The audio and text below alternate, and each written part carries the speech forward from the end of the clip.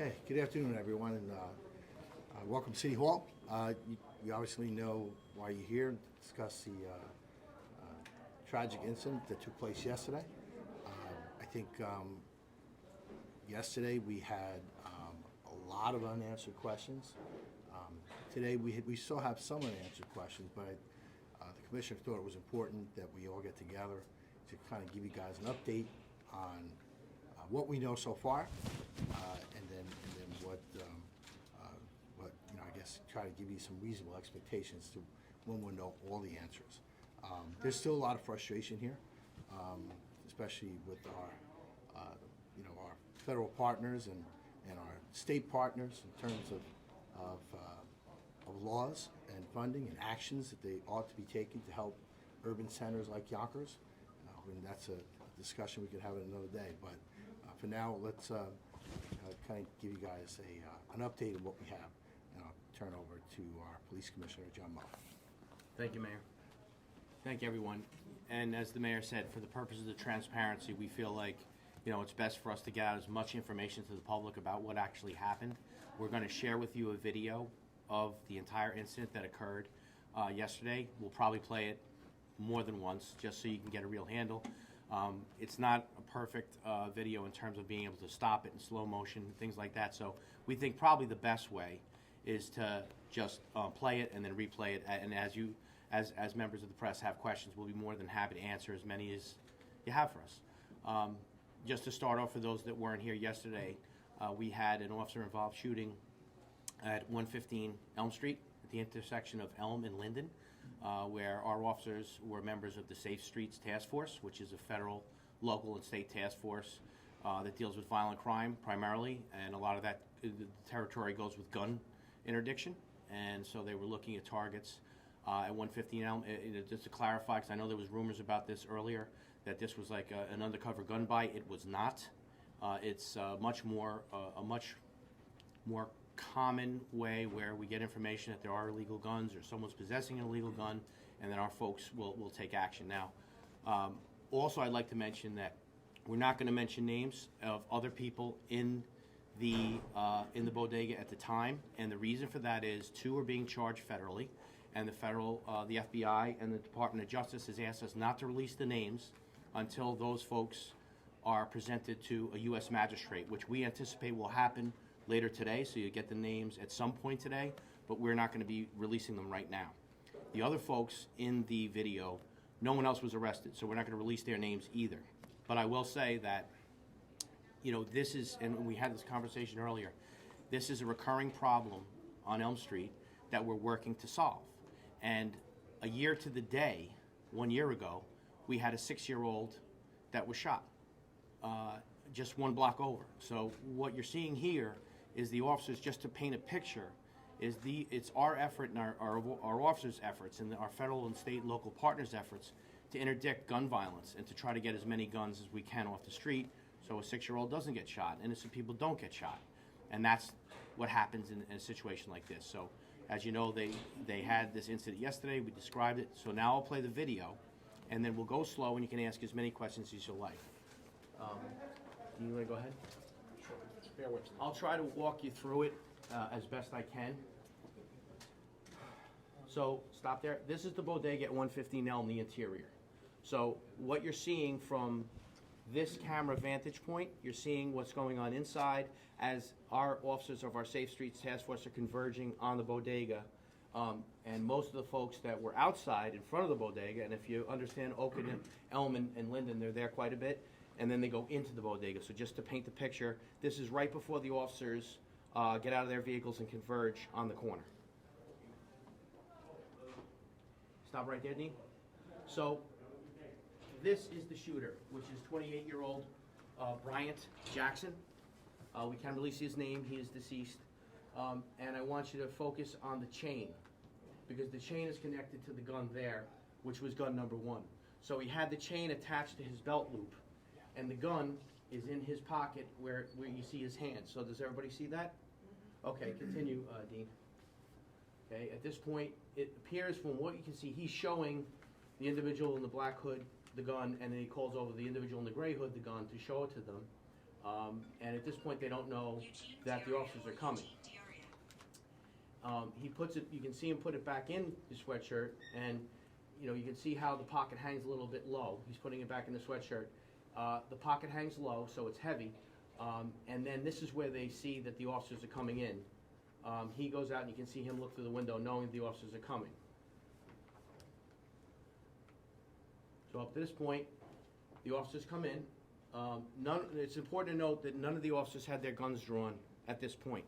The first detective comes in, and the second detective. Now, the second detective is our officer who was shot. That's 27-year veteran Detective Brian Menton, a member of the Safe Streets Task Force. Unbelievable, tremendous detective. And yes, he's retiring in a week. But it's important to note that he didn't stop doing his job until the very end, doing what he did. So he comes in. Go ahead, Dean. Now, Mr. Jackson attempts to walks out, and you can see that Brian tries to keep him, Detective Menton tries to keep him in the store by putting his hand in. Go ahead, Dean. At this point, he pulls back, and you can see him grab the gun from inside of his shirt, and he's already shot Menton. Detective Menton, this is where Detective Menton falls down. Go ahead, Dean. And now, what we did was, what we think is the gun, after the gun discharged, it stovepiped because it got caught on the cloth of the inside of the sweatshirt. Now, that's speculation, but that's what we think happened. And thank God it did jam, because you have, after Detective Menton was on the ground, you have the other detective, and we're not going to disclose any other officers' names or detectives' names or agents' names. He wasn't, he didn't have his gun out, and thankfully the gun didn't go again. But at this point, the Detective Menton is shot. He's on the floor, and this is where you can see the FBI agent come in with his weapon drawn in response to this shot. So that's the end of the video. I'll play it once more. Sure. Nonstop. Yeah, we'll go through it now. Be quiet. And Commissioner, it's gun number 1. It is gun number 1. You can see it because it's attached to that chain that was attached to the belt loop.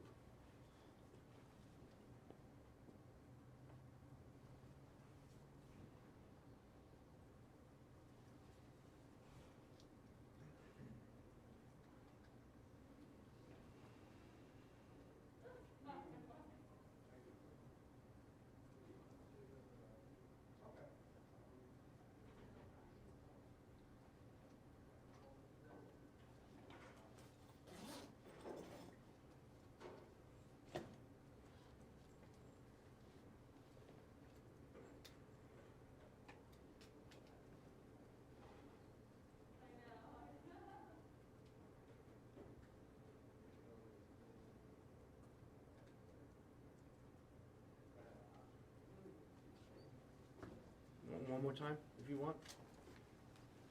It's quick.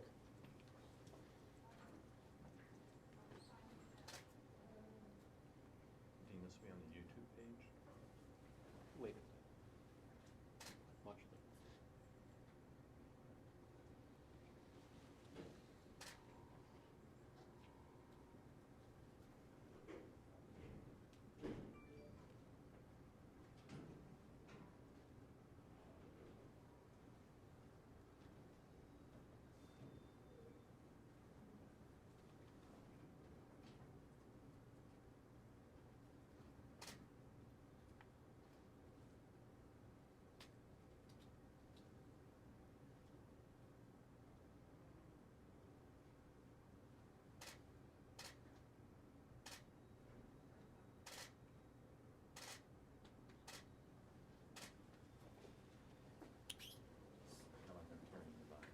So that's where we're at. We're happy to answer any questions. How's the detective doing, Commissioner? Okay, so the detective is Detective Brian Menton, as I said, a 27-year veteran of the Yonkers Police Department, very decorated. It's important to note that some of you folks may recall there was a shooting at Getty Square 2 Septembers ago, where a male opened fire in the middle of the square, busy time. The camera video will show, a woman with a baby carriage and a young man with a bicycle. Detective Menton was one of the people that disarmed him without firing a shot. So this is an officer and a detective who just does this. He's been doing it his entire career. How is he At this point, he is still critical, but in stable condition. As we said yesterday, the injuries are substantial, substantial internal injuries. He had a lot of blood loss, but he's in the best place he could be, in a local trauma center, and he's, his family's there. We're providing as much support as we can, and the hospital staff have been fantastic, and we've had an outpouring of care from other agencies, people all over the place, so we're very grateful. So we're very hopeful he's going to make a full recovery, but we would ask everybody to pray for him. His age? 47 years old. Okay. Could you also clarify for me, I think I know the answer, but he fires once, and then you think he attempts to fire again, but the gun jammed in the cloth, and then an FBI agent follows. Mm-hmm. Could you explain why the FBI agent fired? Did he think? Well, I mean, as you can see on the video, it was clear that, he shot Detective Menton. Detective Menton went down, and then in order to stop the suspect from shooting the other officers, he took one shot, and that's when the suspect was shot. Where was the suspect shot? In front of the body? I believe he shot in the head area. Yeah, yes, sir. Keith Olson posted on social media that Brian Menton was the best cop he ever worked with. Is that indicative of the regard the department? I understand he has quite a reputation. Absolutely. I mean, absolutely incredible detective, and I know that this is cliche because a lot of times they say that, but he was the real deal. He was responsible. If you know the history of Yonkers and how we've been plagued by shootings and gang violence, the work he did and the work that the other folks do, think about the fact that we had 21 shootings in all of 2021. People need to understand that. That doesn't happen without all kinds of different proactive efforts to try to bring gun violence under control. As we always say, we're very protective of our community. They deserve better, and we have to be out there. And Brian is a huge part of that. Similarly sized cities in 2021, 350 shootings, and we have 21. So far this year, we have had 3. And it doesn't, again, like I said, it doesn't happen by accident, and it's a testament to the work that Detective Menton has done. Sometimes it seems like a relatively small number of people are responsible for an outsized number of crimes, and I'm wondering if that's the case here at all. The 2 people that are facing federal charges, have they ever faced local charges related to?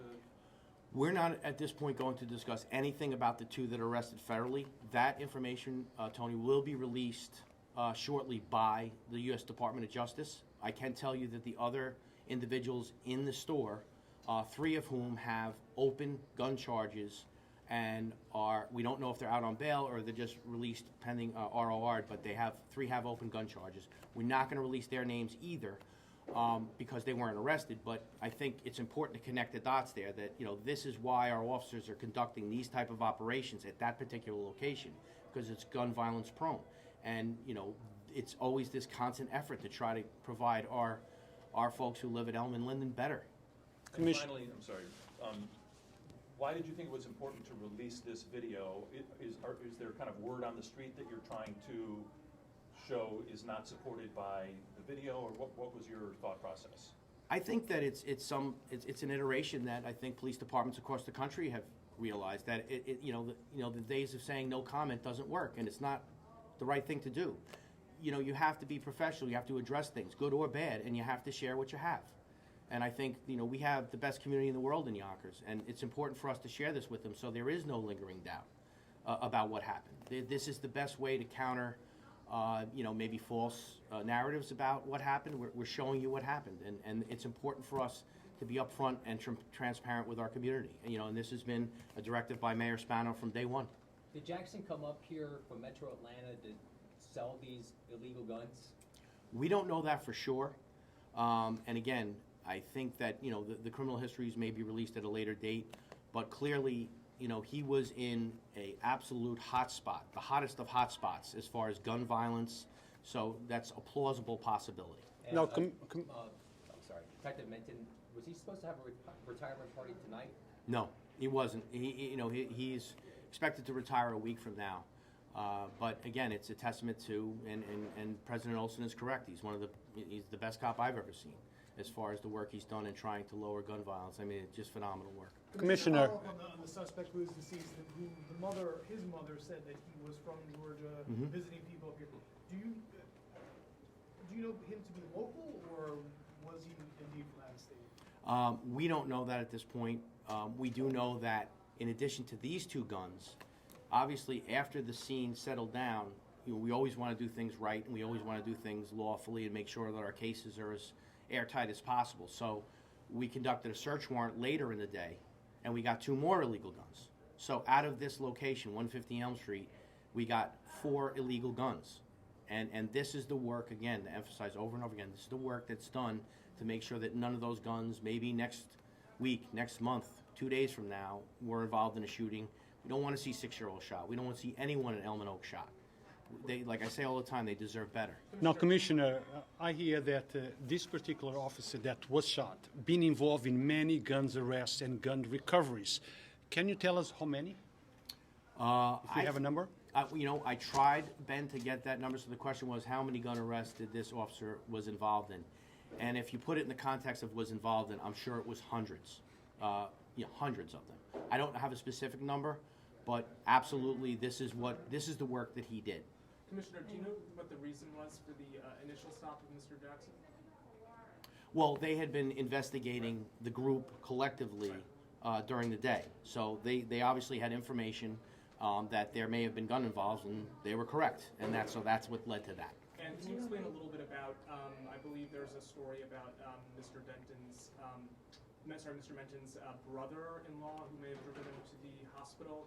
If you can share about what happened there?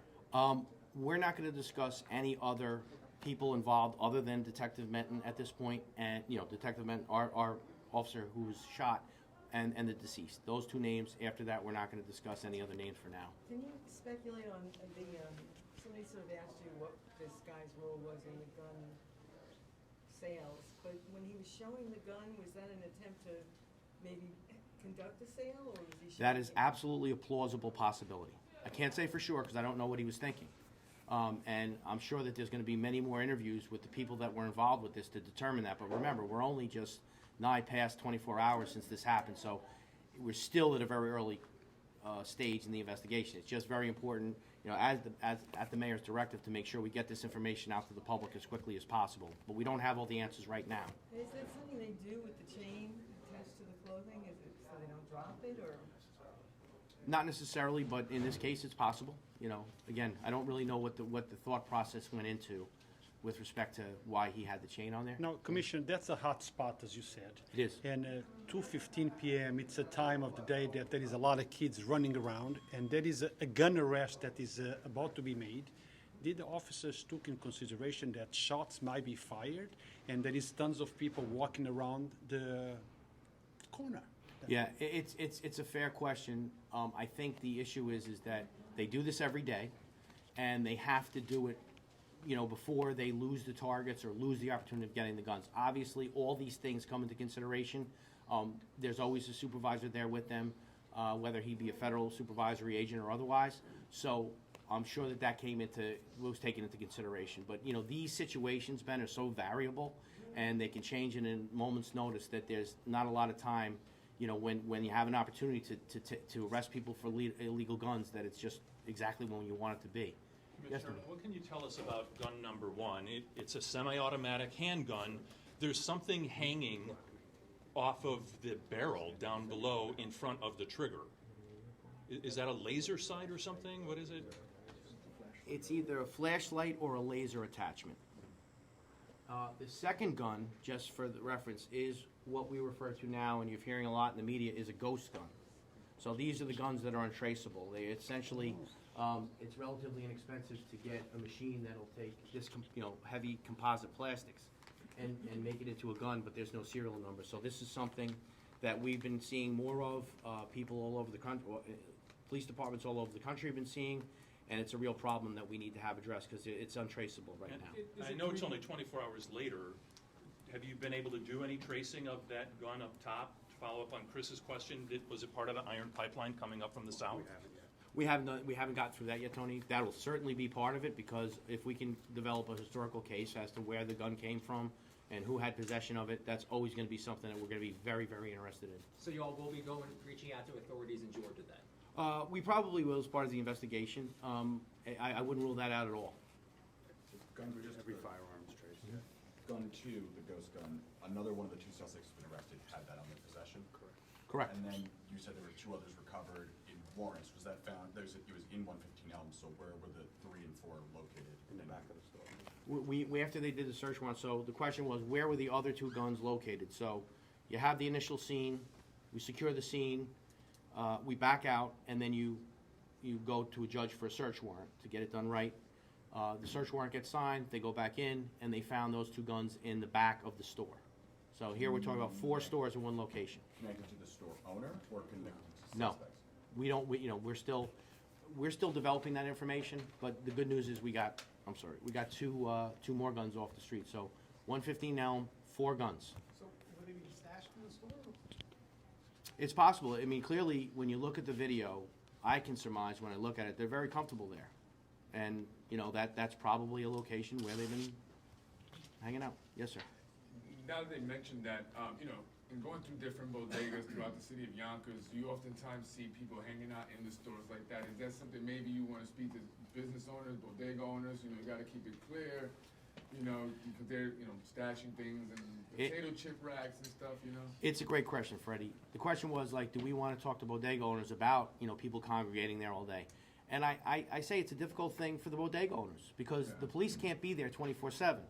And, there is probably a level of intimidation. You look at what these folks were capable of doing. They shot a detective.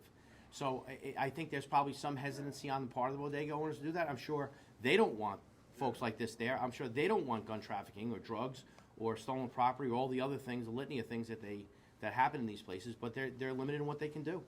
We have time for one final question. If there's that. You'll make the video available? Is it online or what? We are going to make the video available. Yes. Westchester DA is awaiting information from the state AG's office just about its prosecutorial role in all of this. What is just kind of your response to the next steps, obviously, with police and FBI involved in this sort of thing? As far as the shooting or the investigation in and of itself? I guess my understanding is I don't know if they're looking in the prosecution. I'm trying to clarify. Are they looking at the prosecution of the suspects? Are they looking into the department, the federal agent? Okay. The investigation is going federal. So we are not, at this point, haven't charged anybody with anything. The Department of Justice and the FBI are making the charges. Those charges will be available, the names will be available, and the information on those 2 individuals that were arrested probably later today, as I said, after they're presented to a U.S. magistrate judge. That's going to happen today, so you'll hear about it sometime today. How do you characterize the action of the FBI agent? Heroic. A split-second moment. And believe me, nobody wants to be involved in these situations. He's going to have to carry this with the rest. He's a hero, but it's not an easy thing. And they do this every day, all day long. And you're only hearing about this today because of the sequence of events, but this is happening every day. They're getting guns off the street. And this is what we're up against. And, we have to always think about that too. It's important to note, and I said it yesterday, but I want to say it again. We love our Note on Hill community, and they deserve better. And we're going to keep on going out there and working hard to give them everything everybody else has in Yonkers and Westchester County as far as a safe and secure environment. And we're going to do it. We're not backing down. We're going to keep on going because they deserve better. Thank you, everyone. Thank you.